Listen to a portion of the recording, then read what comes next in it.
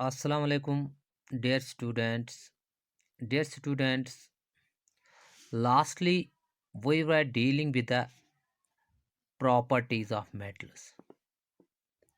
Properties of metals. We have already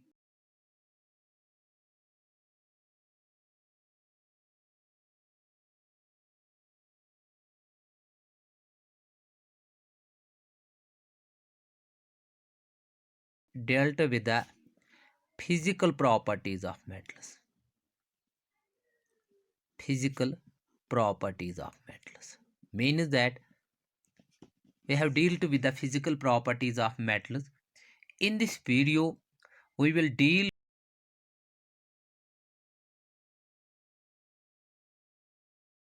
with the chemical properties of metals. Means how metals react chemically. What is the chemical behavior shown by the metals? How metals react with different substances. So in this video, we will deal with the chemical properties of metals. Chemical properties of metals.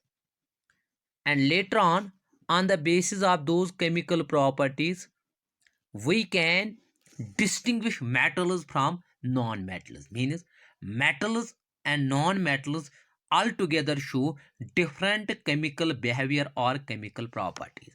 The first and foremost chemical property of metals is that metals react with oxygen, resulting in the formation of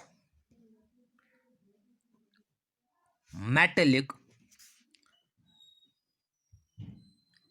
oxides, which are basic in nature. What it means? If we take any metal, every metal reacts with oxygen, resulting in the formation of a metallic oxide. And if we test the nature of the metallic oxide by the litmus paper, it has been found that it turns the red litmus to blue, indicating that it is basic oxide. It is basic oxide. For example, if you take any metal like magnesium, if you burn this magnesium in presence of oxygen, it results in the formation of magnesium oxide. And if we test this magnesium oxide, this oxide has been found to turn red litmus, it is solution rather, red litmus to blue, indicating that this is the property shown by the basic substances. So it has been found that these metallic oxides are basic in nature.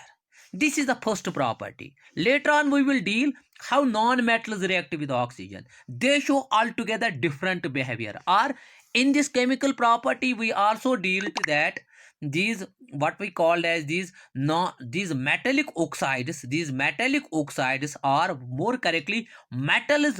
Reactivity of metals with oxygen is altogether different. Some metals react vigorously with oxygen within no time, like you can in the sodium in the laboratory you will find that sodium is stored in the kerosene because of its high reactivity with oxygen. It should not come in direct contact with the oxygen. So the reactivity of what we called as metals towards oxygen is different. Second property, these metals react with water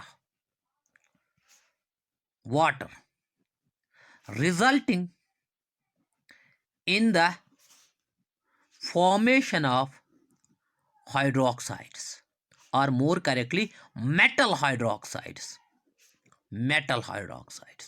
Like if you take any metal like sodium, if you treat this sodium with water, later on we will find that the reactivity of metals towards water, sometimes we have to take it as a cold water, sometimes we have to take it with a to treat with a steam. It also depends upon the reactivity of metal towards water. Every metal does not react with water with equal ease, rather the reactivity of metals with water is different, and this metal reacts with water, resulting in the formation of hydroxide, metal hydroxide, like sodium hydroxide. Potassium will form potassium hydroxide, lithium will form lithium hydroxide. Means these metals react with water, resulting in the formation of, we can say, corresponding hydroxides. And we also later on we will find these hydroxides are basic in nature. These are basic in nature.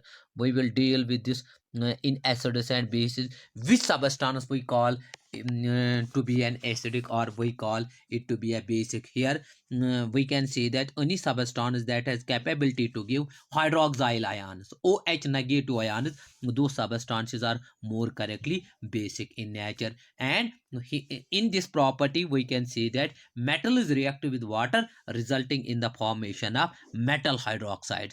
Sodium will form sodium hydroxide, potassium will form potassium hydroxide. But the water we will take here, it can be a cold water, it can be a steam, it can be a hot water. It depends upon the reactivity of metal, because every metal is not equally reactive. Reactivity of metal yani ki varies. Some metals are highly reactive, some are less reactive. Third chemical property that we have to deal, is reaction of